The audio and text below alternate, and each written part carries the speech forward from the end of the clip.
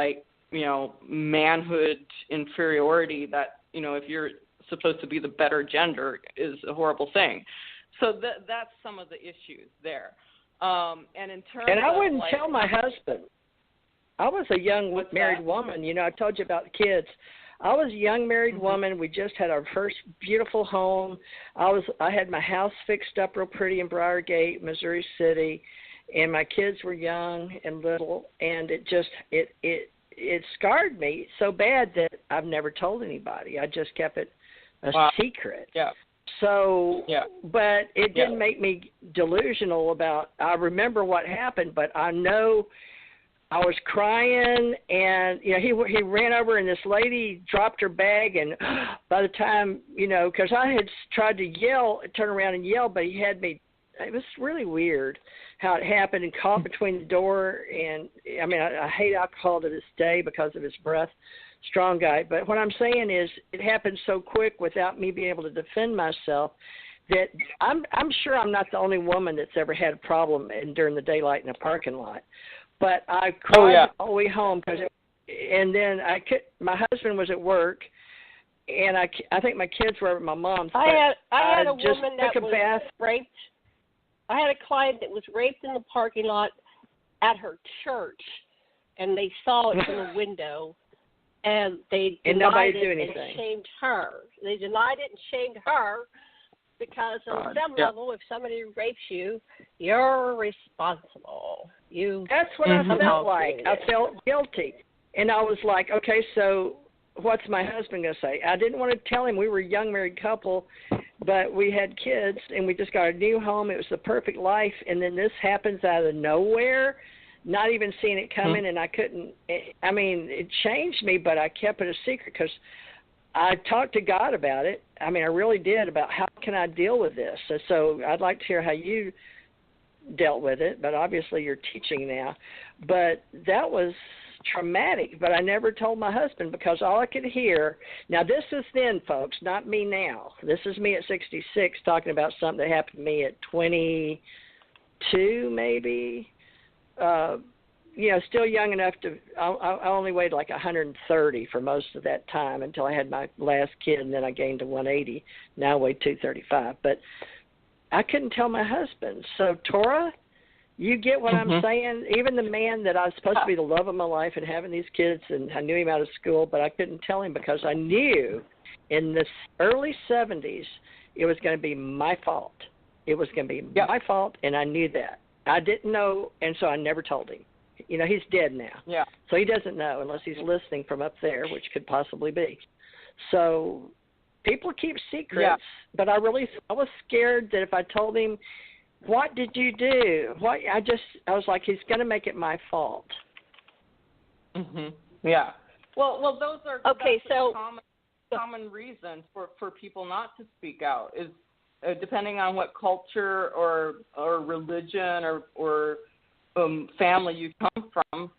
To talk about that is you're going to be considered, the problem. Oh, don't bring disgrace and shame to the family. Oh, like that's your fault or some crazy, ridiculous thing like that.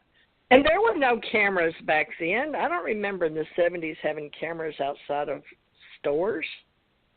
Maybe they had them, but I don't remember. I didn't go look for security or anything. I was so embarrassed.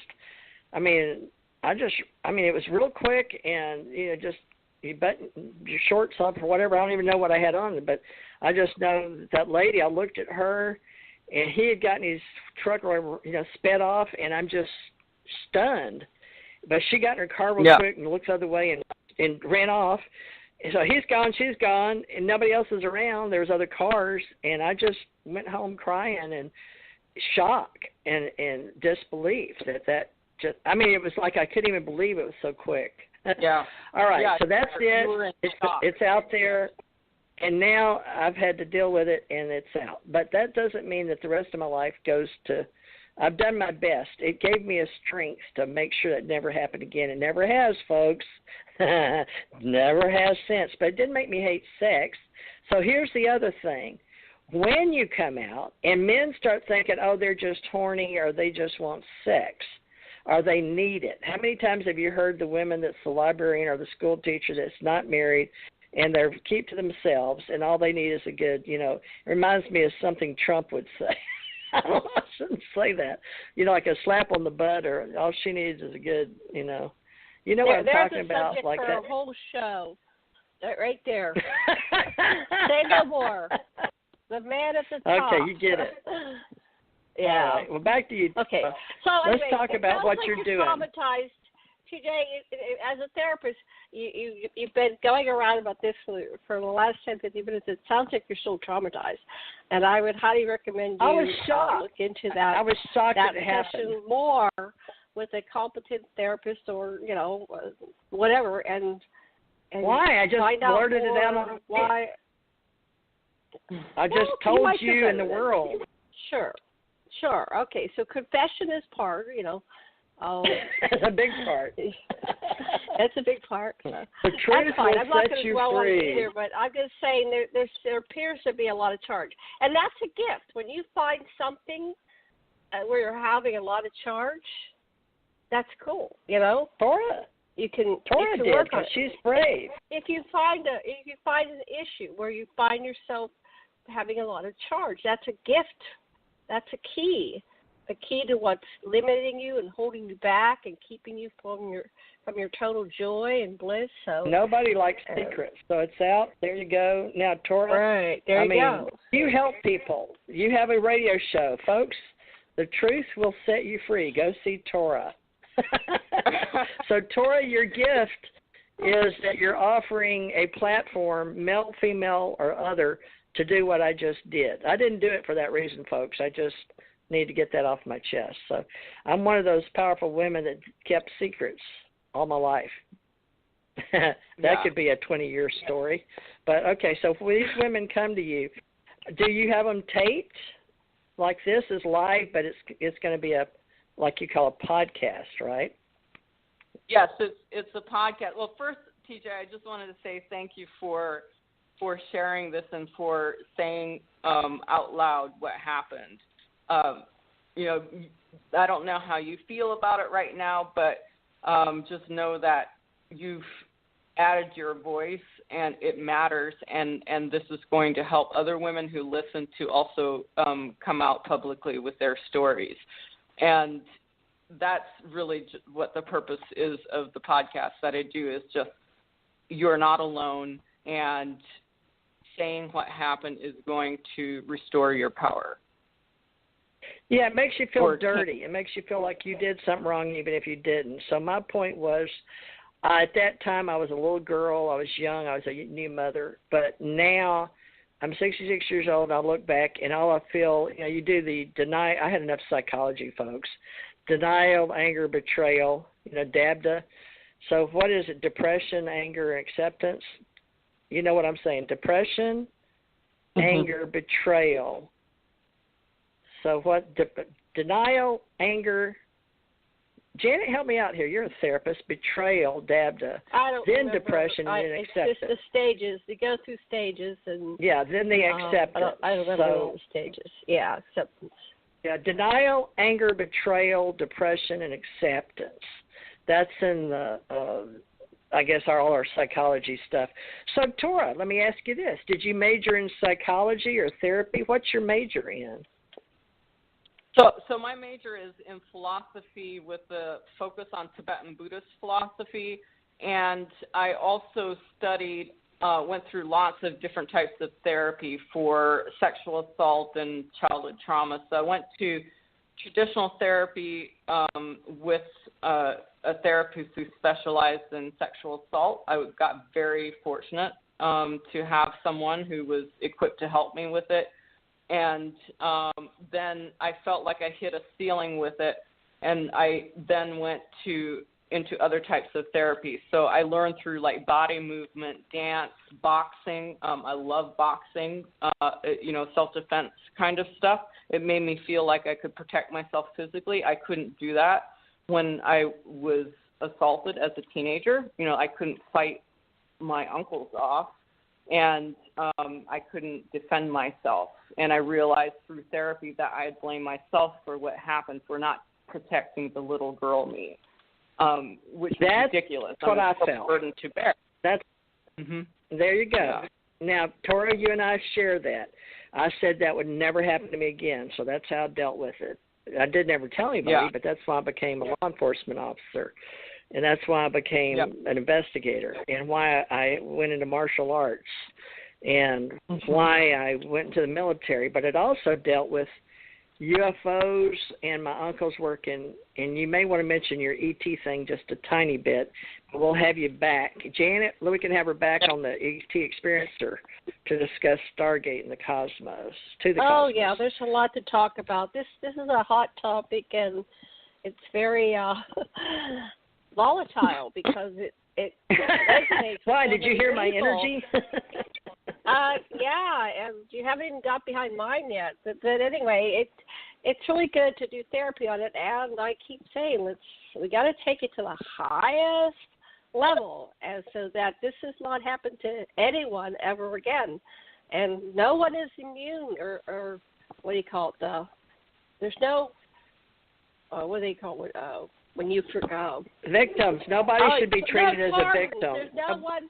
From another human. On the highest level existence, this is not something that is pardonable, where there must be amends. We can't just have somebody saying, well, I will pardon everybody that's done these heinous, hideous things, because that's not right. That's not right, too. Anyway, I'm done talking. I'm never going to end in like 2 minutes, but go ahead. Well, yeah, my whole view on that is that we must enforce, for those of us who have the resources and willpower or whatever, we must enforce justice, because by not making the perpetrators pay the consequences for their crimes, the message they get is that they can keep getting away with it, and that's what helps evil continue to thrive. That's my personal view. That's it. That's it. You said and there are good cops and bad cops, folks. We know that, just like in the movies. Half the time we believe what we see in the television shows. But please, Torah, let people know where you came from, your book, and that you've got a voice and you've done this foundation. So, folks, we're about out of time. We can have Torah back. So, Torah, an Amish girl in Manhattan that brings out the woman in you saying, I have a secret. So I just jumped on the Me Too wagon, and it's the Torah Amish girl in New York story. So, it took an Amish girl from New York to have me bring out something that happened 44 years ago. But now it's out. I'm okay with it, and it's strengthening, it's empowering, because I knew why I got so strong as a woman and put on extra weight and got muscular and went and did all these things. But you want to tell us the name of your foundation. How you make your money is helping women. Leverage your traumatic story. Writer mentor. All right. Mention all that again. Okay. And so we're going to be out of here. You can find my site at torahbontrager.com, where you can get free chapters of the book. You can check out my nonprofit, the Amish Heritage Foundation. And you can also check out Leverage Your Story, where you can find the podcast and the memoir writing. So I really, my focus is on helping women speak out and own their trauma. Well, you sure did that for me, and I didn't even know that's what you did. So spiritually, I got you on a whole different wavelength, I guess. So thank you for being a strong enough woman. I admire you for what work you're doing. We need women leaders in America, and America paid in a way, I guess, for you to get to Columbia, and now you are one of the women that are educated and a strong administrator for the rest of us. So thank you for your work. Thank you, Janet Kara Lessin, for finding Torah and you guys hooking up. And thank you, everybody, for promoting TJ Morris ET Radio. And I guess we want to be known as strong women, but we're also spiritual women. And we're coming out with our truth. So world, be aware. Love and light, everybody. Torah, we'll have you back if it's okay, and we'll promote your stuff. And folks, Stargate to the Cosmos. Everybody.